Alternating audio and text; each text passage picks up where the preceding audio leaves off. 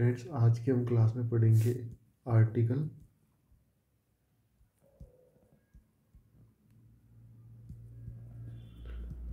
13। Article 13 अब देखो क्या कहता है अपना मौलिक अधिकारों के भाग 3 के अंदर। मूल अधिकारों से असंगत या उनका अल्पीकरण करने वाली विधियाँ, ये इसका टाइटल है। मूल अधिकारों से असंगत का मतलब है कि जो इनसे मेल ना खाती हो, जो कोई भी विधि या कानून या उनको कम करने वाली विधि। अब देखते हैं फ्रेंड्स, अनुच्छेद 3 के अंदर मुख्यतः 4 सब पार्ट है। 13(1), 13(2), 13(3),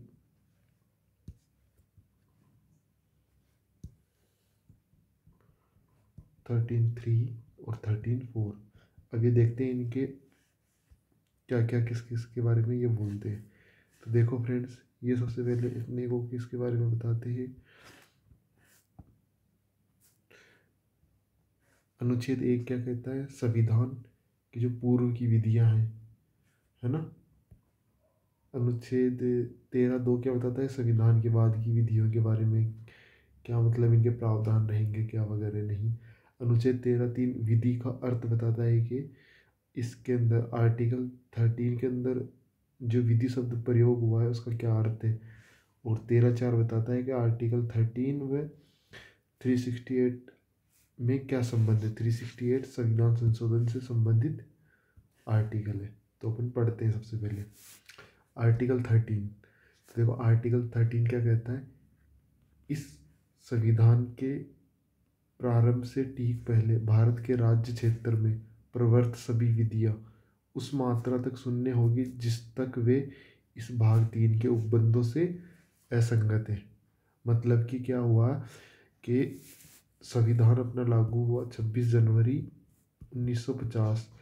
तो 1950 के ठीक बाद जो कोई भी विधि वगैरह, कानून वगैरह, कोई भी अध्यादेश वगैरह, आदेश, कोई भी उपविधि, कोई रूढ़ी या कोई परंपरा है जो मौलिक अधिकारों का उल्लंघन वगैरह करती हो, उनके संगत ना हो, तो वो क्या होएगी? शून्य होएगी, है ना। मतलब उनको माना नहीं जाएगा। ठीक है। अब अनुच्छेद 13(2) पढ़ते हैं। अनुच्छेद 13(2) के अंदर क्या है कि राज्य ऐसी कोई विधि नहीं बनाएगा जो इस भाग द्वारा प्रदत्त अधिकारों को छीनती हो। मतलब मौलिक अधिकारों को छीनती हो, मौलिक अधिकारों को छीनती हो या उनको कम करती हो। और इस खंड के उल्लंघन में बनाई गई प्रत्येक विधि उल्लंघन की मात्रा तक शून्य होगी। अर्थात इसका मतलब अपन समझते हैं कि फ्रेंड, जैसे कोई कोई विधि या कोई कानून बनाया, उसका कोई पार्ट है ना, जैसे उसके अंदर बहुत सारे पार्ट रहते होंगे, जैसे 1, 2, 3, 4। अब कोई सा भी ऐसा पार्ट है, जैसे मान लो कि ये 2 और 3 है ना, ये मौलिक अधिकारों का उल्लंघन करते हैं। जैसे कोई भी विधि बनाई है तो ये इस अनुच्छेद की ये 2 और ये 3 पार्ट है ना, ये क्या हो जाएंगे? शून्य हो जाएंगे। मतलब कि ये माने नहीं जाएंगे, वन को माना जा सकता है ना। ठीक है, इसके बारे में अपन डिटेल से मैं आगे बताऊंगा। सर्वोच्च न्यायालय ने सिद्धांत वगैरह दिया आर्टिकल 13 के बारे में। अब देखते हैं आर्टिकल 13(3). इसके अंदर क्या किया गया है? विधि और प्रवर्त विधि को परिभाषित किया गया है ना। प्रवर्त का मतलब क्या होता है? लागू, जो कोई पहले से लागू विधि हो, पहले से लागू विधि। ठीक है। विधि के अंतर्गत भारत के राज्य क्षेत्र में विधि का बल रखने वाला कोई अध्यादेश, आदेश, उपविधि, नियम, विनियम, अधिसूचना, रूढ़ी या प्रथा है। ठीक है फ्रेंड्स, यहाँ देख लो अपन, इसमें बार बार राज्य वर्ड आ रहा है ना। तो यहाँ राज्य का मतलब अपना वाला राज्य नहीं है, राज्य है आर्टिकल 12 से रिलेटेड। मतलब उसके अंदर क्या क्या आते हैं? केंद्र सरकार, संसद, राज्य सरकार, विधानमंडल, स्थानीय अपने निकाय वगैरह हो गए, लोक उपक्रम हो गए, सरकारी कंपनियां वगैरह हो गई, और सरकारी अपने पदाधिकारी वगैरह ये हो गए। ठीक है। अब इसके अंदर देखते हैं प्रवर्ती विधि के अंतर्गत भारत के राज्य क्षेत्र में किसी विधानमंडल या अन्य सक्षम प्राधिकारी द्वारा इस संविधान के प्रारंभ से पहले पारित या बनाई गई विधि जो पहले से निरस्त नहीं कर दी गई है। मतलब कि अपना संविधान लागू होने से पहले जो कोई भी विधि या कानून है ना, वो प्रवर्त विधि के अंदर आ जाएंगे। ठीक है, अभी देखो अपन देखते हैं फ्रेंड्स अपना आर्टिकल 2 क्या कहता है कि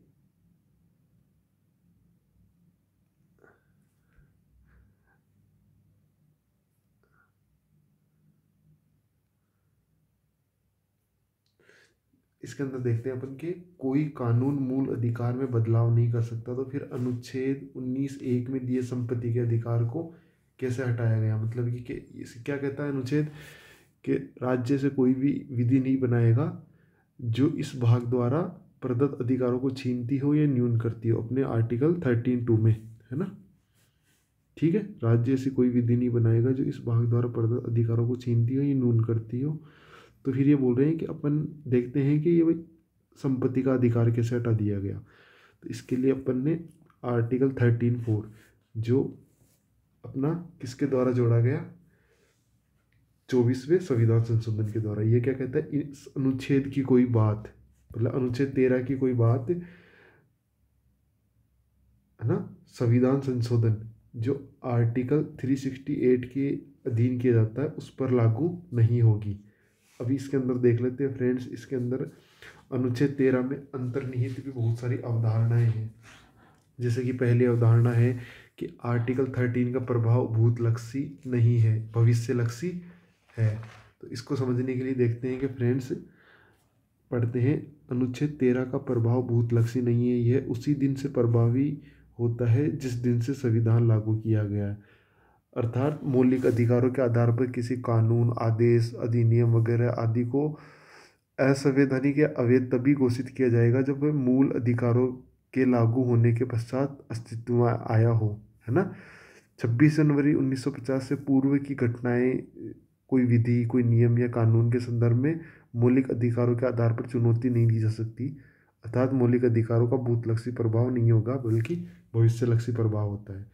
तो जैसे कि मान लो ये बोलता है कि 26 जनवरी 1950 से पहले कोई कानून था ना, तो उसका प्रभाव है ना उससे पहले तक रहेगा, उसके बाद नहीं रहेगा। अर्थात किसी व्यक्ति को संविधान लागू होने से पहले कोई ऐसा काम किया है जो उस समय प्रवर्त किसी विधि के अनुसार अपराध था, तो वह संविधान लागू होने पर यह नहीं कह सकता कि उसे अपराध के लिए दंड नहीं दिया जाना चाहिए, क्योंकि संविधान ऐसे दंड को वर्जित करता है। बट इसके अंदर अपने बता ही दिया कि इसका प्रभाव भूतलक्षी नहीं है बल्कि भविष्यलक्षी है। ठीक है, इसके बाद अपन देख लेते हैं अगला सिद्धांत कौन सा है, पृथक्करण का सिद्धांत या पृथक्करणीयता का सिद्धांत। इसके अनुसार ये कहते हैं कि किसी अधिनियम का कोई भाग असंवैधानिक है, कोई भाग है ना, तब ये प्रश्न उठता है कि क्या उस पूरे अधिनियम को ही शून्य घोषित किया जाए या केवल उसके उसी भाग को अवैध घोषित किया जाए, संविधान के उपबंधों से असंगत है। तो इसके अंदर क्या है, इसके अंदर ये प्रावधान है कि ऐसी कोई विधि या ऐसा कोई कानून है ना, तो वह भाग मात्र ही उसके अंदर क्या रहेगा, निष्क्रिय रहेगा, जो मौलिक अधिकारों के असंगत है। यदि अपन उसको हटा दे, जो पार्ट उसके असंगत है, तो शेष अपना जो कानून और विधि या अधिनियम वगैरह है ना, वो वैसा का वैसा ही लागू रहेगा, है ना।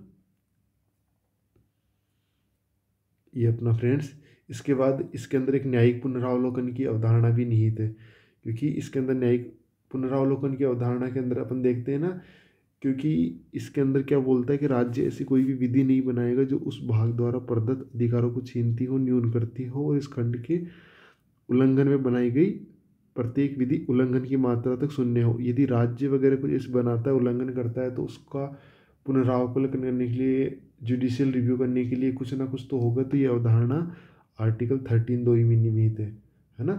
तो इसके अंदर ये क्या बोलते हैं कि अपन है ना, मैं लिख के बता देता हूँ आपको,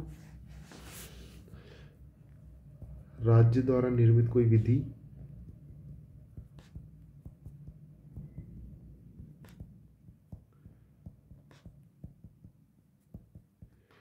या कानून जो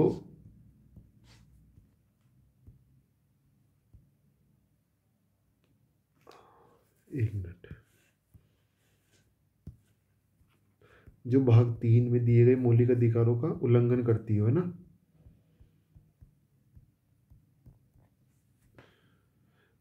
ठीक है। तो इसके अंदर क्या करेगी कि न्यायपालिका है ना, न्यायपालिका में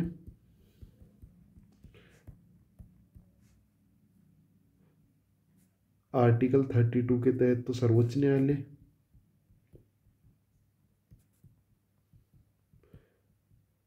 और 226 के तहत उच्च न्यायालय है ना।